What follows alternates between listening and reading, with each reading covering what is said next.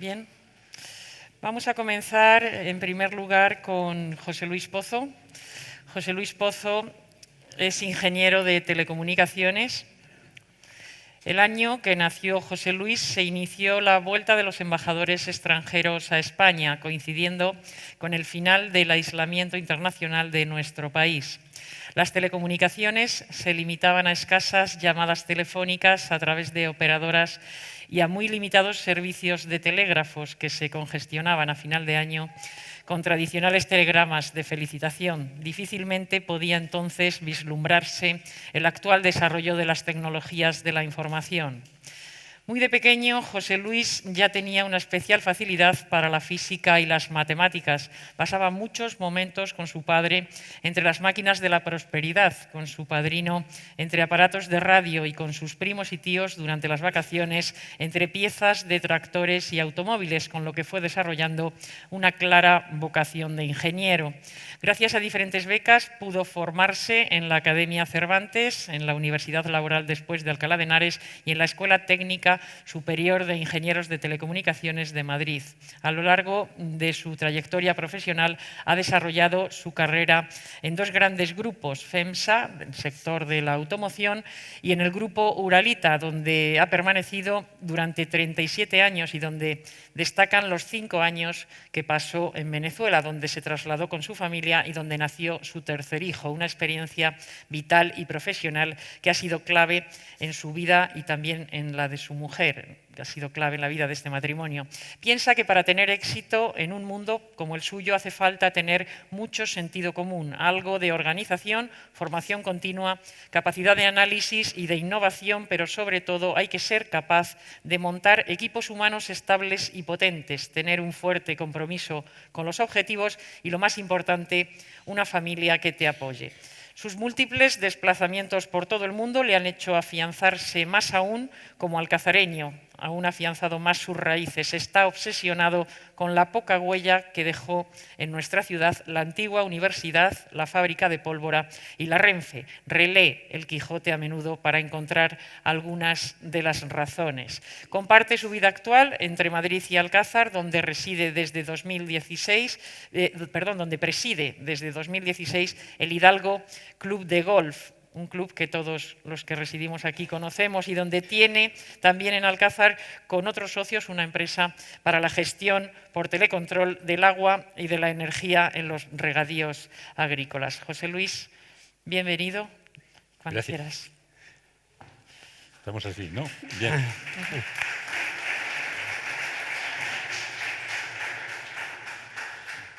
Bueno, muchas gracias, Rosalinda. Muchas gracias al Semanal, muchas gracias, Antonio, por haberme invitado, por haberos acordado de mí. Muchas gracias, sobre todo, por darme la oportunidad de intentar transmitiros una idea de un proyecto ilusionante para Alcázar, que sea capaz de convertir Alcázar en una ciudad un poquito más competitiva. Sí quiero hacer dos advertencias. Primero, mis más de 40 años dedicados en el sector de la industria muy a fondo, pues van a hacer que yo me fije bastante más en las cosas más relacionadas con la industria que en el tema de la erudición, como decía de alguna manera Antonio. Sí quiero decir antes una cosa, no sé si Antonio y yo somos más alcazareños. Lo que sí tengo que decirle es que me ha pasado varias veces esa misma circunstancia que a él de encontrarse un alcazareño donde menos lo esperabas y de pronto es cuando de verdad sientes lo que es ser alcazareño, ¿eh? Cuando a 7.000 o 8.000 kilómetros te encuentras a alguien y paseas por una calle con él, es cuando de verdad echar de menos Alcázar. Yo solamente a título de anécdota quiero deciros que en un despacho que tenía muy lejos de aquí tenía un cuadro con una vista aérea de los anchos de Alcázar que posiblemente sea el paisaje más feo de Alcázar. Pues un paisaje absolutamente rojo, seco, no hay un árbol en los anchos, no sé si lo conocéis, es la zona esta cerca donde está la planta de basuras y todo esto. Posiblemente sea lo más feo de Alcázar, pero cuando estás muy lejos te alimenta, ¿eh? Bueno, pues yo quiero transmitiros un poquito esta idea de una ciudad un poquito más competitiva, ¿eh? Espero dejar al final 3 o 4 ideas muy concretas que puedan ser analizadas y que ojalá que alguna de ellas sirva para algo. Primero quiero hacer un pequeño análisis de lo que yo hago o cómo veo Alcázar, cómo son mis sensaciones, porque realmente, aunque yo paso mucho tiempo en Alcázar, me lo paso casi de paseo, ¿no? Vengo de fin de semana, vengo de esto, y posiblemente mis sensaciones sean diferentes a los datos reales de las cosas, ¿no? Entonces, ¿qué duda cabe que Alcázar es una ciudad que tiene una calidad de vida muy importante, sobre todo si lo comparamos con ciudades de este tamaño, si lo comparamos con ciudades de este entorno, e indudablemente Alcázar tiene unas infraestructuras, tiene unos servicios, tiene unas infraestructuras a las que los alcazareños le sacamos casi todo el provecho que se le puede sacar, sobre todo esas infraestructuras deportivas. Yo creo que Alcázar también tiene un sector de servicios muy importante, mucho más de lo que muchos de estos pueblos que tenemos por alrededor pueda tener. Pero yo realmente lo que valoro de Alcázar de hoy, para mí, es que es una ciudad abierta. Yo creo que 5 siglos hacia atrás, como comentabas antes, Antonio, desde la Orden de San Juan, con el priorato en la zona, la universidad, el ferrocarril, el hospital actualmente, ha traído unos trasiegos de personas hacia adentro y hacia afuera, que estaban aquí, que se iban, que venían. Y eso ha hecho que este pueblo, la gente que vivimos aquí, sobre todo los que tenemos 4, 5, 6, 7 apellidos de acá, entendemos y vemos que es una ciudad abierta. Esto no se ve en todos los sitios ni en todos los pueblos. Esto tiene sus partes buenas. Es una ciudad que está muy así. Yo le veo luego algún problemilla por ahí que ahora comentaremos, ¿no? Pero para mí Alcázar es una ciudad con una calidad de vida muy buena y es una ciudad abierta que seguramente está predispuesta a muchas cosas. Ahora vamos a hablar un poquito de lo que yo no veo bien, ¿eh? De lo que yo no veo bien, porque cuando quieres hacer un proyecto te tienes que meter un poquito a quitar esas cosas, ese barro que tienes en el suelo y que no ves bien, y hacer un pequeño análisis de esto. Entonces, a mí me preocupa el alto porcentaje de jóvenes alcazareños que abandonan Alcázar. Yo mismo, ¿eh?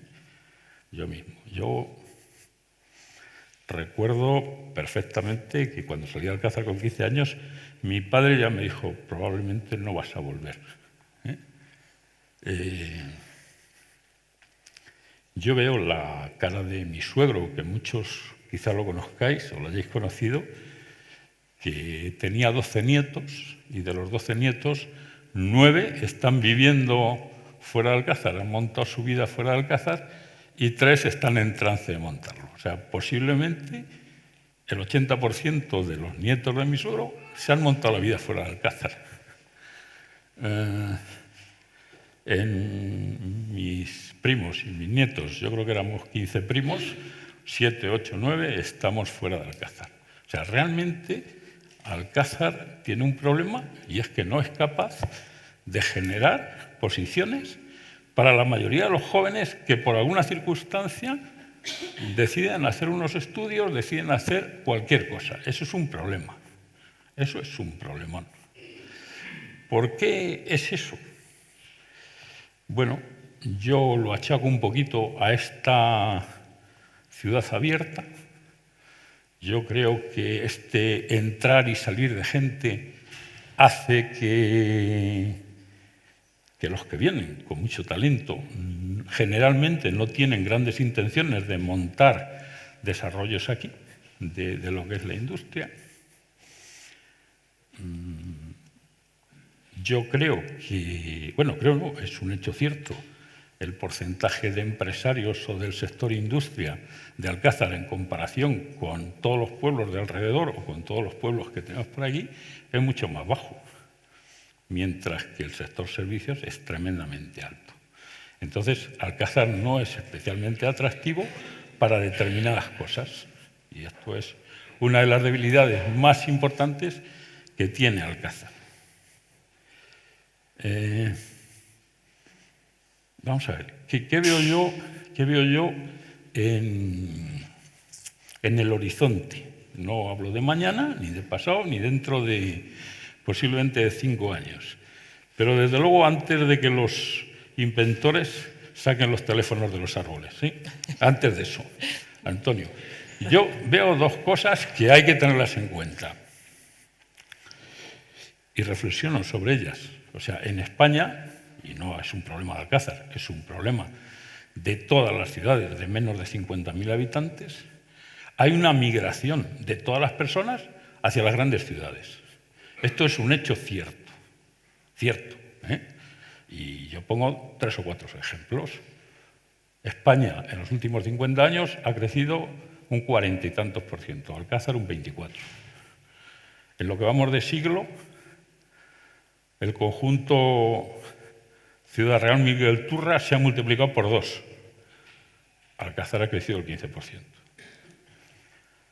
En los últimos 5 años, como decías, hemos perdido 700 habitantes. Estamos perdiendo población. ¿Qué población es la que se pierde? Pues un poco estos hijos nuestros que se van a estudiar y que no regresan, y otro poco que no somos una ciudad atractiva y se va generando. Entonces, este problema de la migración está ahí encima. Las ciudades de la costa, las ciudades de más de 50.000 habitantes están creciendo. Nosotros tenemos que hacer algo, los alcazareños, no tiene que venir nadie a hacérnoslo, los alcazareños tenemos que hacer algo para que eso no ocurra. Nadie va a venir a resolvernos el tema. A mí me contaron una historia, cuando yo tenía 9 o 10 años, de que el polígono de descongestión de Madrid, de Alcázar de San Juan, que se presentó en el año 59 y 60, aquí, en este salón, me contaron una historia que yo, algunos años después, decía, menuda película me han contado. Fracasaron todos los dirigentes, y perdonadme, todos los dirigentes del Ayuntamiento de Alcázar, las personas que estaban involucradas con el desarrollo de aquello, porque estaban esperando que vinieran a traerle. Nadie vino. Bueno, vinieron 2 empresas, y yo sé por qué vino una de ellas perfectamente. Fue un fracaso. Yo cuando veía, porque yo por aquellos tiempos estaba en Alcalá de Henares, me iba a jugar a Guadalajara al fútbol, veía cómo se desarrollaba el polígono industrial del Balconcillo, que está hasta arriba de industrias, y decía, a nosotros nos han contado una película. No, la película era que Alcázar no es atractiva, y hay que hacerla atractiva, y eso no nos va a venir nadie a hacérnoslo, lo tenemos que hacer nosotros. Ese es un tema. El otro tema que yo veo ahí, también con los teléfonos, perdón Antonio, es el desarrollo, el tremendo desarrollo digital, eso de lo que estás hablando. Esto es un progreso tremendo, o sea, la tecnología digital está teniendo un desarrollo transversal tremendo, se está metiendo en cualquier rincón de la casa para cualquier cosa. Y esto, que es una gran ventaja, que te permite una gestión más eficiente de las cosas, que te permite ahorrarte cosas, esto es una tremenda amenaza para Alcázar. Os lo quiero hacer ver. Hace 15 años yo empecé en una de las empresas que tenía en aquel momento a hacer comercio electrónico. Yo no sé si todo el comercio electrónico que se hacía en aquel momento en España llegaba a los 100 millones de euros. Hoy son cerca de 10.000 millones, o sea, ha habido un crecimiento tremendo de más de 1.000. El comercio electrónico es una amenaza contra el comercio de Alcázar. Y ahora lo resumiré de alguna manera. O sea, la tecnología digital va a destruir trabajo en Alcázar de San Juan. Voy a poneros otro ejemplo. El principal soporte de trabajo de Alcázar de San Juan, el área de salud. El área de salud posiblemente sea uno de los problemas más grandes, además del de las pensiones, que tenga el Estado español y que tenga toda la humanidad. Entonces, en el área de salud, el desarrollo digital lo que va a hacer es que se eliminen muchas de las tareas de menos valor añadido. O sea, va a desaparecer sí o sí la asistencia dentro de los hospitales, te van a operar desde tu casa, los médicos van a trabajar en ambulancias, te va a operar un señor que está a 5.000 kilómetros de distancia. Eso va a tener un reflejo en la vida de Alcázar de San Juan. No estoy hablando de mañana, pero sí antes de que bajen los teléfonos de los árboles. Por ahí, ¿eh? Sí, no, ya te operan hoy desde lejos, ¿eh? Bueno, yo con estas tres ideas de el gran porcentaje de muchachos que no somos capaces de darles trabajo aquí, con la posible amenaza de estas migraciones y con el desarrollo, yo creo que este pueblo se tiene que preparar y tiene que hacer cosas. Entonces yo creo que este pueblo tiene que abrir un proyecto de largo plazo de desarrollar una ciudad que sea, me pongo entre comillas, más competitiva. ¿Qué duda cabe que tiene que tener un baño digital? Yo no llego a hablar como tú o como antes comentabas de una ciudad inteligente. No sé muy bien qué es eso, ¿eh? Eso, mi cabeza habla de negocio y de otras cosas ahí mezclas, pero qué duda cabe que la ciudad tiene que ser más inteligente. O sea, tiene que tener una cierta capa de tecnología digital. Entonces yo para eso propongo cuatro ideas muy concretas, evidentemente no, pero son para considerar. O sea, yo creo que lo primero que hay que hacer, por favor, apuntarlo y luego lo borráis y hacéis todo eso. Yo creo que lo primero que hay que hacer es, yo le llamo una junta de desarrollo económico y digital. O sea, tiene que haber algún tipo de organización en Alcázar que no es el ayuntamiento, y ahora os digo por qué, donde sí debe estar el ayuntamiento, deben de estar las personas y seguramente las asociaciones, que se encargue de alguna manera de tener un plan estratégico de Alcázar y un plan de comunicación. Y donde en esa junta estén personas tractoras que sean capaces de movilizar la ilusión de la gente. Eso es una de las ideas. Segunda idea que yo veo, y en esta línea de que debemos de ser los alcazareños los que movilicemos todo esto, yo creo que hay que impulsar una marca que sea marca Alcázar. No sé si es Alcázar Corazón de la Mancha, pero es una marca que de alguna manera represente lo que es la excelencia en la industria alcazareña, en el comercio alcazareño, en la restauración alcazareña. Algo que nos haga absolutamente diferentes de los demás. Un pueblo que tenga una marca y que eso tenga una exigencia de nuestras personas y de lo que hay. Otra idea que lanzo, yo creo que nos tenemos que volcar en Alcázar para tener un centro de I+D, en colaboración con una universidad, con una serie de empresas, con lo que sea, pero hay que pelear por un centro de I+D. La innovación es el motor que mueve las ciudades también. Y por último, yo la cuarta idea que quiero anotar es que hoy día todos estamos colgados de un teléfono móvil.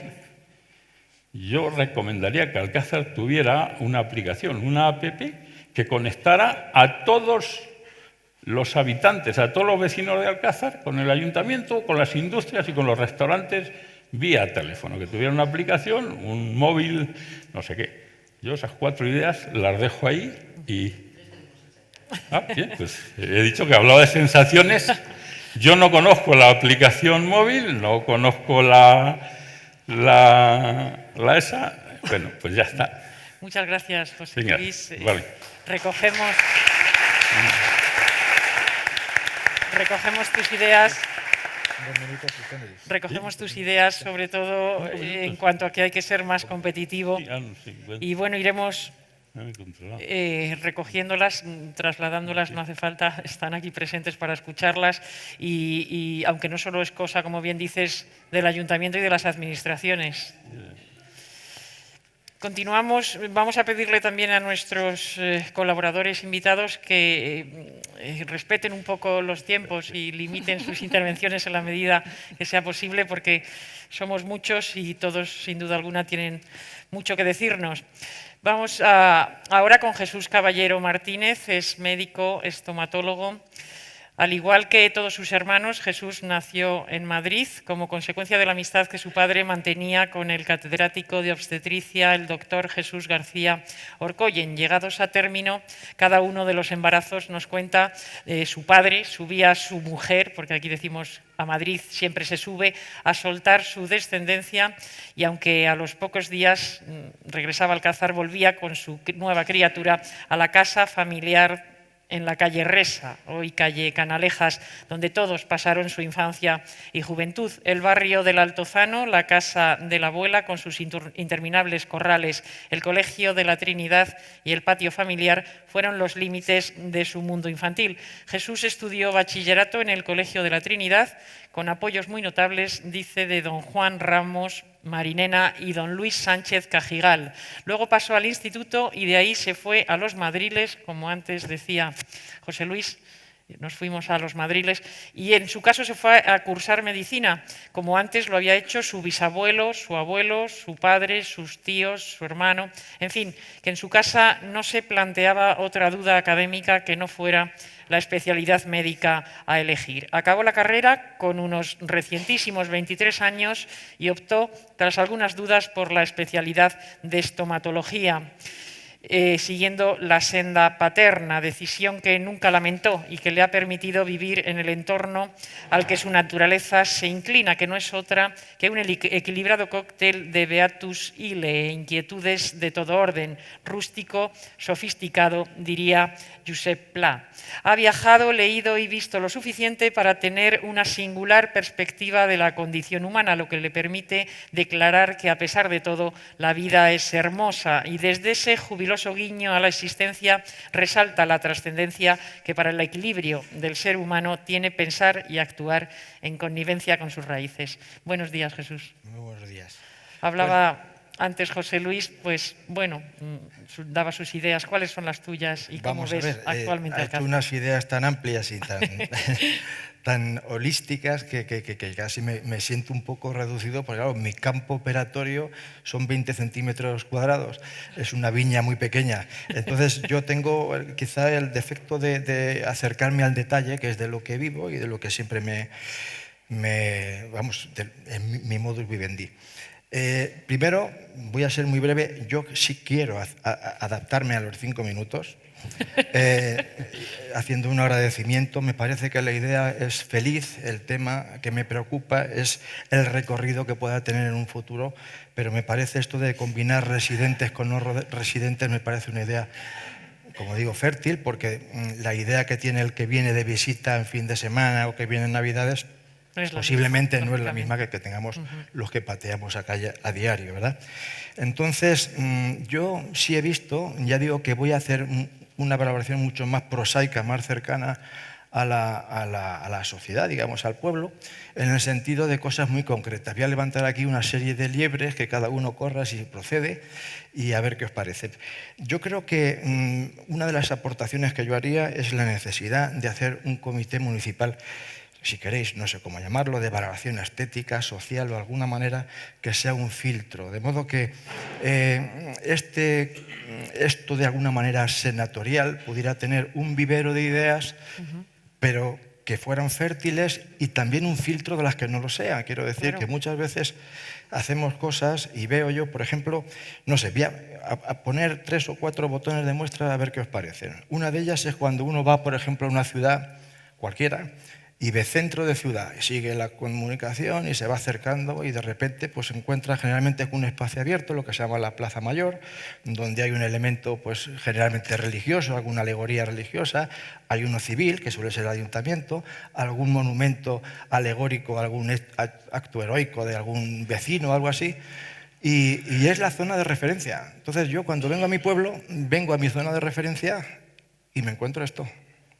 Entonces, ver la referencia de mi pueblo en poner un poco yo de poca sustancia con un caballito, con un muelle y tal, a mí me duele un poco. Entonces, yo me acuerdo mucho siempre en todas las cosas que hacemos los hombres, ya las han pensado antes con nosotros. Había un señor que se llama Marco Vitruvio Polión, que nació un siglo antes de Cristo, hace tiempo, el famoso Vitruvio, aparte de ser poeta y un hombre pues, de unas capacidades humanas tremendas, definió los actos humanos y sobre todo la construcción, porque él era arquitecto, como que tenían que considerar 3 cosas, que eran los utilitas, firmitas y venusitas. Utilitas es decir, que las cosas tienen que ser útiles, tienen que ser bellas, Venus, la diosa Venus, y tienen que ser utilitarias, y firmitas que tienen que tener firmeza, es decir, que tengan que tener una cierta consistencia. Entonces yo cuando vengo a mi plaza me da mucha pena, ni es firmitas, ni es venusitas, ni es utilitas muchas veces. Entonces yo esto lo suelto aquí por si tuviera alguna importancia el reponer. Seguramente si hubiera un sistema o alguna valoración, un comité de buen gusto, digamos, que filtrara ciertas actitudes, pues sería bueno para el pueblo y daríamos una imagen distinta que posiblemente nos interesa mejorar. Hay infinidad de historias, digo que voy a poner un par de ejemplos. Todos estamos de acuerdo en la generosidad que tiene la gente que dona su propia sangre a los demás, la gente que son donantes, el pequeño monumento que se ha hecho, que le dicen el gotito, pues desde luego nadie discute su interés, pero yo sí discuto su valoración estética y su interpretación. Entonces, yo creo que esos filtros que yo llamaba de gente que esté viajada, leída y un poco que tenga, pues aquí estoy viendo, pues gente muy notable, gente profesora de arte, arquitectos que tendrían cosas que decir y que no sé si eso en algún momento dado podía ser útil. Yo me preocupa porque mis padres viven en el centro del pueblo, que el pueblo se está quedando hueco de hombres y lleno de palomas. No sé si os habéis fijado. Yo es que, como vivo aquí y lo veo a diario, me entristece ver la calle, una calle como era la calle Resa, famosa, que era una calle donde vivía la gente notable, con casas, y estaba la casa de los condes, los espaderos, en fin, unas casas importantes, pues ¿cómo está? Entre Miguel Barroso y Tribaldos, pues aquello es un palomar infecto, que no acaba nunca de estar limpio, aunque se esmeren los servicios municipales, que tiene unos riesgos higiénicos, no solamente de tipo estético, y pues, incluso cuando llueve se hace peligroso, resbala y tal, y no se toma ninguna decisión. A mí me encanta viajar, hace unos días he estado en París, unos días paseando, pues yo soy un gran andarín, pues no sé si habré hecho 150 o 180 kilómetros andando por París, no sé si habré visto 30 o 40 palomas. Si queréis ver 500, iros esta tarde entre la calle Tribaldos y la nuestra. Bueno, algo se podría hacer. Sé que se han hecho allí opciones, por ejemplo, poner ciertos, no sé cómo se llama esto, unos piensos o algo que son que evitan la fertilidad de la paloma. En fin, alguna solución tiene que haber. No soy técnico en la materia, solamente vuelvo a repetir que yo suelto la libre para a ver si alguien la corre, ¿no? Yo creo que aquí el futuro también me preocupa, que es el tema energético. Yo creo que el ayuntamiento haría un ejemplo fundamental si hiciera un ayuntamiento con sus placas solares sostenibles, no solamente aquí, sino también en los edificios municipales y públicos. Me encantaría, me imagino que a todos, sería un ejemplo y un referente también. En fin, yo estaría dispuesto a formar parte y me encantaría de esa pequeña comisión que hoy puede ser un embrión que ya veremos cómo fructifica, y estar dispuesto a aportar ideas, que unas puedan ser emocionales. Yo siempre soy partidario más de la lógica. Aquí hay una manera de pensar desde los griegos que no era más que los silogismos categóricos, hipotéticos o disyuntivos. No se puede hacer de otra manera un pensamiento, eso de emociones. Yo es que pienso, tú puedes pensar algo, pero tienes que argumentarlo, ¿eh? Yo puedo pensar que soy inspector de Hacienda, pero no soy, ese es el problema. Entonces, me gustaría que esa comisión, digamos que podía ser esta un embrión, tuviera un carácter no político para no entrar en competencia con ninguno, porque entonces siempre entrarían celos e historias, pero sí que aportara ideas permanentes, unas holísticas, como acaba de hacer José Luis, otras minimalistas, como he hecho yo, y espero que oír a los demás a ver qué nos cuentan, y que ayuden a engrandecer el pueblo, y yo estoy encantado en colaborar ahora y siempre. Muchas gracias, Jesús. Nada.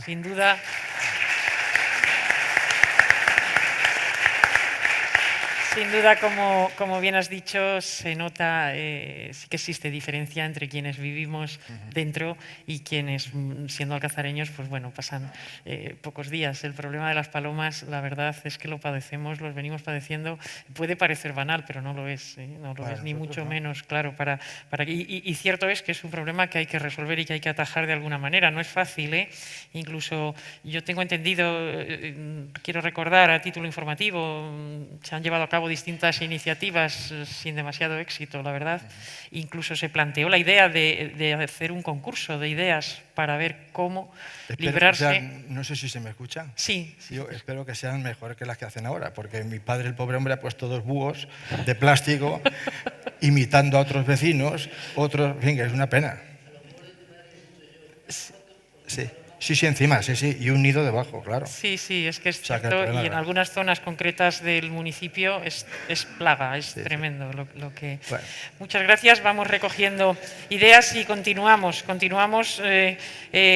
nuestros invitados. Esteban Tejera Montalvo, economista y actuario de seguros.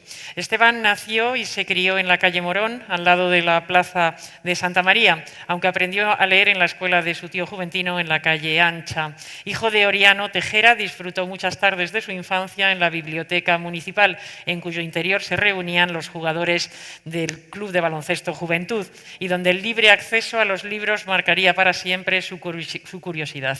Hizo bachillerato en la Academia Cervantes y COU en la Universidad Laboral de Alcalá de Henares, de donde pasó a la Complutense para licenciarse en Económicas y Empresariales. Actuario de seguros, su carrera profesional comenzó como inspector de finanzas del Estado. Tras varios años en el Ministerio de Economía pasó a presidir durante 9 años Agroseguro. Más tarde fue responsable del negocio asegurador de Caja Madrid y finalmente pasó a Mafre, donde ha desempeñado diversos puestos de máxima responsabilidad. Esteban tiene claro que no todo vale en el ejercicio profesional y sabe que son las personas quienes representan a las empresas y no las empresas a las personas. Mantiene en todo momento un trato exquisito y cuida los detalles. Es humilde, curioso, inconformista y siente pasión por lo que hace. Es consciente del dinamismo del mercado, flexible, abierto y observador. Se cuestiona los viejos paradigmas y asegura estar en continuo aprendizaje. Buenos días, Esteban. Me vas a permitir, me voy a tomar una licencia y me voy a levantar. Sí, sé que para algunos para vosotros es más cómodo tener... He puesto las gafas para poder ver el atril y al mismo tiempo medir el tiempo. Que va a ser el reloj. Y adelante. Así, y sobre todo, para darme el gustazo de ver a los vecinos y a los amigos que han venido a verme, que de la otra forma no podría hacerlo. Bueno, pues muchas gracias, Rosalinda. Rosalinda es mi prima, yo estoy aquí porque estoy enchufado por ella y sobre todo en la última parte ya me gustaría ser ese, pero en la última parte de lo que has dicho. Pero bueno, gracias de todas formas. La verdad es que cuando Antonio me persiguió para esto y para los encuentros en la Castelar, yo la verdad es que me sentí halagado. Es un honor, es un lujo estar aquí con vosotros y obviamente me pegó un subidón. El bajón me vino inmediatamente cuando pensé y dije, ¿y yo qué voy a aportar aquí? Vamos a ver. Yo me fui de Alcázar lo pensaba ayer dando un paseo por aquí cuando vine, me fui hace 47 años. Me fui Recuerdo todavía perfectamente como si fuera ayer a mi padre subiendo conmigo con la maletilla, camino de coger el correo para que luego hiciera transbordo en Atocha y me fuera en el ferrobús a la Universidad Laboral de Alcalá. Yo iba cargado de sueños y con un poco de miedo. Miedo poco, porque cuando llegué allí a la estación de Alcalá vi que lo que había que hacer para subir a la universidad era no salir por la puerta de la estación, sino cruzar las vías del tren y luego cruzar un descampado.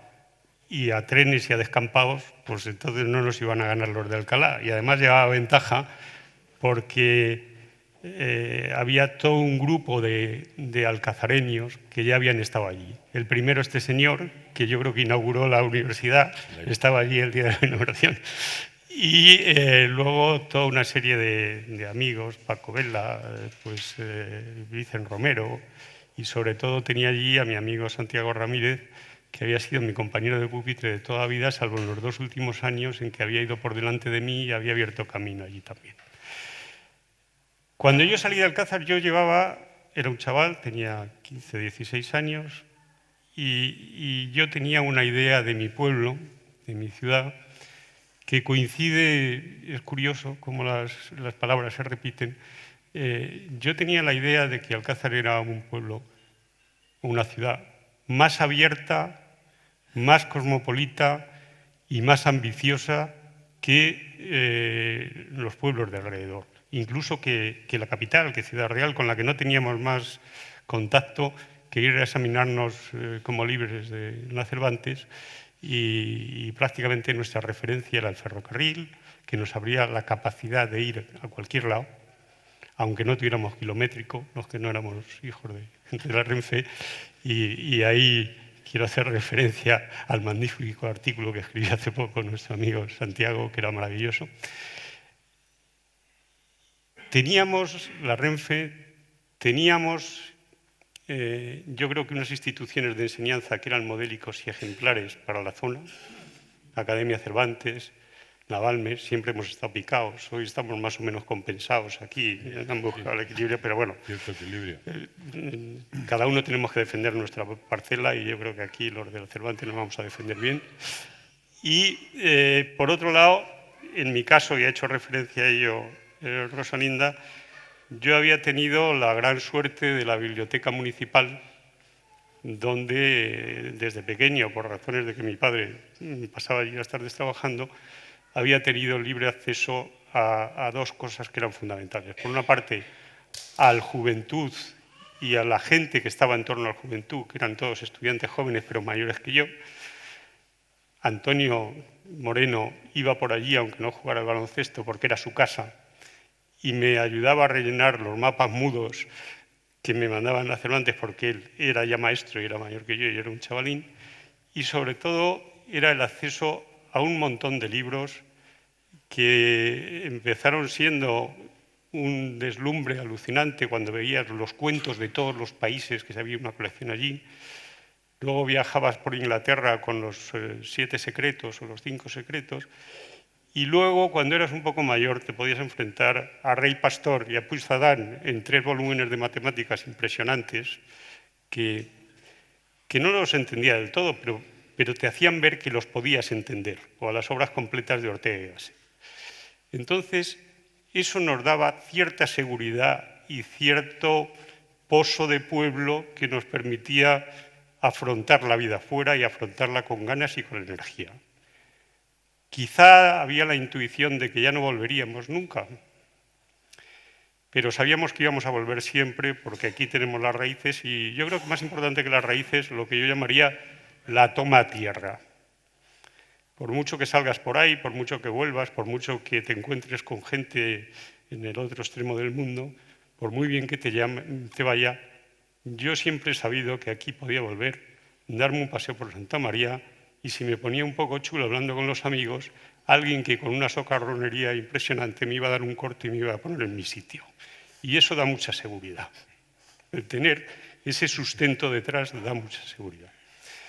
Volviendo a lo que es el objeto de hoy y yendo ya rápido en el tiempo, efectivamente yo cuando he analizado los datos de esta población, cuando He venido a lo largo de todos estos años en vacaciones y todos los fines de semana a la casa que tengo, donde puedo disfrutar de las palomas perfectamente. Pues, ¿qué siento? Siento que esta es una ciudad que tiene lo mismo en el fondo que tenía cuando estábamos aquí, pero que es mucho más moderna, mucho más equipada, mucho más potente que lo que era la nuestra. Aunque nosotros la percibiéramos como yo digo que la percibíamos y que era lo que nos daba fuerza para salir. ¿Qué puedo yo aportar aquí? Era la reflexión que hacía. Pues prácticamente poco o nada. Quise hacer un esfuerzo y recuerdo que llamé a Rosalinda y le dije, oye, ¿cómo puedo conseguir los presupuestos municipales para ver yo si puedo aportar alguna idea y tal? Y mi sorpresa fue que me dijo, bueno, pues eso está en la web del ayuntamiento, es absolutamente transparente, y en 2 frases y media me dio muchos más datos de los que yo habría encontrado sin mirar nada, analizándolos en profundidad. Entonces me di cuenta que Alcázar es de los que estáis en Alcázar, y hay mucha gente joven, mucha gente muy preparada y haciendo muchas cosas y luchando por Alcázar. Dicho esto, estoy con José Luis. No es fácil. No es fácil porque efectivamente hay tendencias de carácter general que a nadie se nos escapan. Hay tendencias demográficas y hay tendencias generales de la economía. Se están concentrando las ciudades, hay que tener un tamaño mínimo, hay que tener unas capacidades de atracción que son importantes y en eso no estamos perfectamente situados por pura naturaleza física de la ciudad y por puro tamaño. Dicho esto, creo que estamos mucho mejor que los pueblos de alrededor y que Alcázar sí que puede hacer ese factor, que ya lo hace, de aglutinar una gran comarca de 200.000 habitantes y ese debe ser el objetivo que nos tenemos que marcar y que sé que lo tenéis. Entonces, es difícil manejar, desde la poca aportación que yo puedo hacer, que es nula, solo voy a hacer alguna reflexión. Es difícil afrontar el futuro en esas condiciones, pero creo que hay elementos para afrontarlos y que son elementos francamente esperanzadores. Tenemos un reto que es el de la demografía, al que ha hecho alusión Antonio antes también, y es que, claro, actualmente en Alcázar hay un 22%, como en el resto de España, de personas mayores de 65 años. Y ese no es el problema es que en los próximos 5 años el tramo este que ahora está de 300 y pico personas mayores de 85 se va a convertir en el doble y las cohortes que vienen, pues vosotros lo sabéis mejor que yo, son de 1000 y pico personas en esos 5 o 6 años, donde esto va a subir al 27, al 28%. En una ciudad de servicios eso no sería tan importante. Eso puede ser un problema a gran escala para el nivel nacional que tiene que financiar las pensiones. Aquí puede ser una oportunidad. Es gente que va a recibir dinero, que van a venir de fuera y ahí sí que nos encontramos también con ciertas peculiaridades de nuestro Estado autonómico reciente que dificultan las cosas y que desde el punto de vista de los políticos quizá podéis poner el acento en ello. Hay gente como yo, por ejemplo, que en un determinado momento, ya próximos a la jubilación o medio jubilado como estoy, y con cariño por el pueblo, pues nos encantaría estar aquí empadronados. Pero si nos empadronamos aquí, y esto no es un problema de aquí, es un problema a nivel nacional, pero los políticos lo tenéis que resolver, nos encontramos con algo tan tonto con que aquí tienes derecho o no, según seas empadronado, salvo a las urgencias, a la atención sanitaria, y si vienes aquí renuncias a la atención sanitaria de Madrid porque luego allí no vas a poder tener. Estas cosas que son ridículas y que se han dado como subproducto de la crisis, porque yo antes, entre las cosas que he hecho en mi vida, me tocó presidir durante 9 años una compañía de salud, de seguros de salud, y antes era fácil hacer compensaciones interautonómicas y no había ningún problema. Esto se convierte de pronto en un problema impresionante. Y esto me da pie para hablar de otra cuestión que creo que es fundamental. ¿Qué se puede hacer desde el punto de vista de la ciudad para tirar para adelante y para hacerla atractiva? Pues yo creo que, y perdonad que vuelva a mi experiencia personal, durante los últimos 10 años mi posición en Mapfre, entre otras cosas, era fundamentalmente ser el responsable de las inversiones y de las compras y ventas a nivel mundial. Y al final, cuando uno busca los incentivos para ir a los sitios, a todos se nos ocurre como incentivo principal el que haya subvenciones, el que te den posibilidades privilegiadas de acceso. Es verdad que yo he visto las cosas desde una compañía de servicios más que de una compañía industrial. Pero, en el fondo, y creo que José Luis estará de acuerdo conmigo porque ha vivido en Venezuela durante muchos años y conoce bien Latinoamérica, yo que he vivido, no he vivido, pero he hecho muchas operaciones en distintos países, no buscas tanto privilegios como confianza, agilidad en la resolución de los problemas y, lo que es más importante, fiabilidad. Y desde ese punto de vista yo creo que sí que hay ejes de maniobra importantes que se pueden manejar desde el ayuntamiento, en el sentido de que en el ayuntamiento, como en cualquier empresa, al final es un grupo de gente que hacemos cosas. En el caso de las empresas, además, las tienes que hacer también, que las tienes que vender y alguien te las tiene que comprar. Aquí es mucho más noble, porque hay que hacer cosas que faciliten y que mejoren la calidad de vida de los ciudadanos. Yo creo que el tener claro esa vocación de servicio, el trasladarla a la gente que está en el servicio público y en la medida en que se agilizan los trámites, que en el caso de la actividad empresarial siempre son un cuello de botella, no porque tengan una connotación peyorativa, sino porque, desgraciadamente, hasta que no están arregladas determinadas cosas de autorizaciones, etcétera, etcétera, tú no puedes actuar. Entonces, esa capacidad de agilización es fundamental y es, creo, que absolutamente necesaria de implementar en cualquier lado. No digo que aquí no se haga, digo que cualquier lado es un factor de mejora. Y al final, los factores de mejora en la actividad empresarial o en cualquier actividad siguen una ley de Pareto que se da siempre. Normalmente, con el 20% del esfuerzo, bien aplicado, resuelves más del 80% de los resultados. Identificar eso, tener mentalizada a la gente para que dé un servicio ágil, rápido y, sobre todo, de ayuda y apoyo al ciudadano es fundamental. 2 minutos más, me vais a perdonar que me he ido ya de hora. Yo hice oposiciones y sé que cuando me voy de hora, pero no voy a tener otra oportunidad de hablar más en este pueblo durante mucho tiempo, así que me vais a dar 2 minutos más.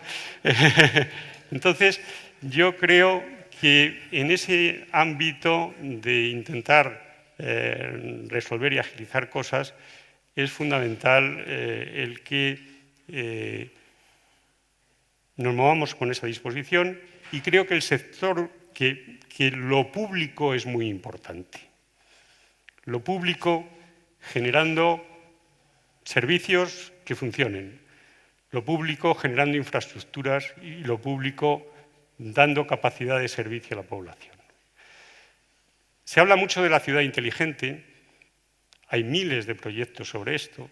La mayor parte de ellos son proyectos que trasladado, volvemos al problema del tamaño de las ciudades, trasladado al tamaño de una ciudad como Alcázar, cuando la mayor parte de lo que se está desarrollando son aplicaciones de Big Data para mejorar la movilidad en las ciudades y tal, pues tampoco es tan aplicable. Pero sí que hay miles de iniciativas donde esa tecnología digital y las iniciativas de gente joven dispuesta a mejorar la vida mediante apps, etcétera, pueden aportar mucho. Yo, que ya que no puedo aportar más que 4 reflexiones generales, sí puedo aportar algo y lo pongo a disposición del Ayuntamiento. Hace 2 días o 3, en la Fundación Mapfre, se hizo entrega de los primeros premios de innovación social. Se analizaron 458 proyectos de todo el mundo, de los cuales 9 han ganado en 3 ámbitos. Uno es el de la sanidad, otro es el de la seguridad vial y otro es el de los seguros. Bueno, yo que estuve el otro día en la entrega de los 9 finalistas vi que hay infinidad de cosas de gente emprendedora que puede ser muy útil para los ayuntamientos. Yo pongo a disposición del ayuntamiento la información de los 400 y pico proyectos por si alguno sirviera en el ámbito de dar ese tipo de ayuda. Poco más puedo hacer. Lo que sí quiero es hacer una declaración volviendo a mi partida de Alcázar, y es que de alguna manera creo que los 3 ejes que hacían de Alcázar una ciudad más abierta, más ambiciosa y más cosmopolita, en aquel momento yo los identificaba con la estación, con las instituciones educativas, con la biblioteca. Creo que de alguna manera tienen que seguirse reinventando. Las instituciones educativas son clave. Hoy no hemos tenido aquí, ni tenemos tiempo, de darles las gracias a los que fueron nuestros profesores y marcaron nuestra vida, tanto en la Cervantes como en la Balmes, etc. Cuidad eso, cuidad Alcázar como ciudad que nutre de formación, que fomenta la investigación y que facilita que los jóvenes sigan soñando. Y si somos capaces, entre todos, de poder aportar cosas para que los que ya no somos jóvenes vivamos en Alcázar o vengamos por aquí de vez en cuando, tengamos una vida más fácil gracias a las nuevas tecnologías, gracias a la cooperación entre todos, y entre vosotros como responsables públicos y en la medida en que podamos, los que podamos ayudar desde el lado de la empresa privada, somos capaces de apoyar para que a todos los movilicemos en algo que desgraciadamente no dependerá de nosotros, pero ojalá encontremos, como decía anoche Santiago, en un café que nos tomamos, el nuevo ferrocarril o la nueva fábrica de pólvora o el nuevo hospital. Vendrá o no vendrá, y en eso estáis trabajando para que venga, y ojalá haya suerte y venga, y se está logrando con las fotovoltaicas, con el parque logístico, etcétera. Pero en el mientras tanto se pueden hacer muchísimas cosas para que esta ciudad sea más agradable y sobre todo más eficaz desde el punto de vista empresarial si todos nos ponemos un poco a ello. Muchas gracias.